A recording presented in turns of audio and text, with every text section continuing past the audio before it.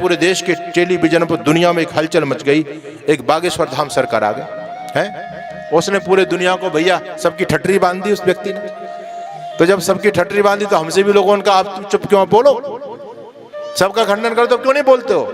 हमने कहा हम मौन इसलिए हैं, हम इन चीजों का वो नहीं प्रमोट नहीं कर रहे इन चीजों को, लेकिन हमारा मौन होना दूसरा कारण को जापित करता है। क्या बात है, मैंने कहा सुनो हम क्यों मौन हैं भाई। पाखंड केवल बागेश्वर धाम अकेले नहीं कर रहे, पाखंड तो मुल्ला मौलवी पता नहीं कितने करते हैं, भूत प्रेत के नाम से हमारी माँ बहनों के मुंह में थूकते भी हैं नालायक हैं। पाखंडे फादर कितने करते हैं, जाकर के देखो, किसी को स्पर्श करो उस पर एकदम ऐसे ड्रामा करके नीचे गिर जाती है। कितना ज्यादा पाखंड करते हैं, हमारे भाइयों को ठग रहे हैं ये। एक हमारे बागेश्वर धाम ने पाखंड कर दिया तो इन मिशनरियों के पेट में दर्द क्यों मचा, पहली बात। दूसरी बात मैं आपसे ये पूछना चाहता हूं, ये मुद्दा केवल पाखंड का नहीं है, मुद्दा केवल धर्मांतरण का है, मुद्दा धर्मांतरण का है। जब बागेश्वर धाम सरकार ने उन आदिवासियों के परिवारों में जाकर के भोजन किया और उनको सनातन धर्म का पाठ पढ़ाया तो ईसाई मिशनरियों के पेट में दर्द हो गया कि ये व्यक्ति अब तक तो हम इनको ये बहकाते थे कि तुम्हारे हिंदू धर्म में तुम्हारा कोई सम्मान नहीं है, लेकिन बागेश्वर धाम सरकार आकर के तुम्हारे साथ भोजन कर रहे हैं तो अब ये बागेश्वर धाम के चक्कर में आ जाएंगे, हमारा निवाला नहीं बन सकते। इसलिए उन लोगों ने बागेश्वर धाम के पीछे जो है ना बहुत बड़ा एजेंडा चला दिया। हमने कहा इसलिए उनका खंडन नहीं करते। ये केवल मुद्दा पाखंड का नहीं है, मुद्दा दूसरा, इस मुद्दे को समझने का प्रयास करो। और मैंने कहा सुनो हम खंडन भी कर सकते हैं, लेकिन मुझे बताओ लोगों का बौद्धिक स्तर पूरी तरह से खत्म हो चुका है।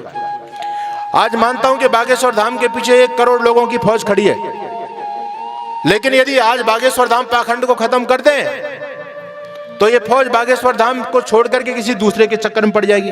ये कोई आर्य समाजी बनने वाली तो है नहीं, इनमें बुद्धि नहीं है, सोच ही नहीं सकते।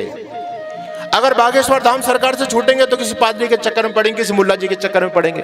अरे इससे बागेश्वर धाम अच्छा है या नहीं, इनसे 100 गुना अच्छा है भाई, अपना आदमी है तो कम से कम उसको क्यों ले जा रहे हो। ये तो हिंदू समाज की स्थिति है। एक बहुत बड़े धर्माचार्य हुए समाज में, जिनकी जगह जगह देश विदेश में शक्तिपीठ बनी पड़ी है, नाम में उनका नहीं लेता, पहले आर्य समाजी थे, कट्टर आर्य समाज है। आज बड़े बड़े उनके आश्रम हैं। जब उन्होंने आर्य समाज को छोड़ा और आर्य समाज को छोड़ करके अपना पाखंड खड़ा किया, उनके एक मित्र थे आर्य समाज के विद्वान, उन्होंने उनको पत्र लिखा, कहते हैं कि आपने इस पाखंड आर्य समाज के पावन रास्ते को छोड़ करके पाखंड करना क्यों शुरू किया, इससे आप क्या प्राप्त कर लोगे।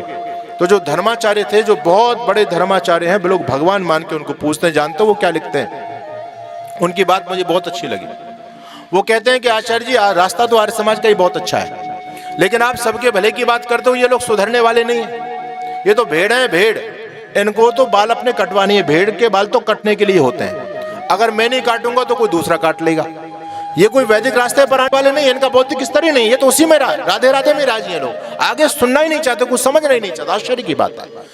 तो बागेश्वर धाम ने कम से कम इतनी भेड़ों को संभाल के तो रखा है, ये कोई कम मामूली बात नहीं है, नहीं तो ये सारी भेड़ उधर विधर्मी बन जाएंगी। इसलिए हम कभी भी उनका वो नहीं करते, हम तो केवल उनसे कभी मिलेंगे, अर्जी लगाएंगे तो यही निवेदन करेंगे, भाई आप काम बहुत अच्छा कर रहे हो, आप इनको ये बताओ कि भाई यदि तुम्हारे जीवन में कोई दुख है, संकट है, भूत प्रेत का बाश है, तुमको परेशान कर रहा है, तो सुबह उठ करके 11 बार गायत्री का जाप कर लिया करो, तुम्हारी प्रेत बाधा दूर भाग जाएगी। बोलो कितना बड़ा काम हो सकता है। हमारे कहने से लोग गायत्री का जाप नहीं कर सकता, लेकिन बागेश्वर धाम कह देंगे तो लोग गायत्री का जाप कर सकते हैं।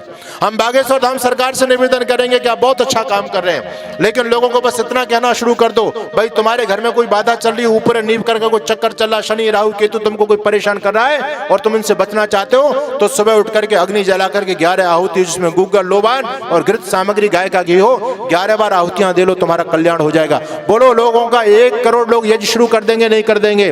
अरे ये काम करने के हैं, हम अपने भाइयों की केवल टांग खींचते रहें, इससे बात बनने वाली नहीं है, क्योंकि ये समय एक ऐसा चल रहा है। लेकिन इस धर्म के नाम पर पाखंड चरम सीमा पर कर रहे हैं। मैं बागेश्वर धाम सरकार का इसलिए प्रमोट करता हूं क्योंकि वो हिंदुत्ववादी हैं और वो इस बात को समझ रहे हैं, वो खुल करके बोलते हैं।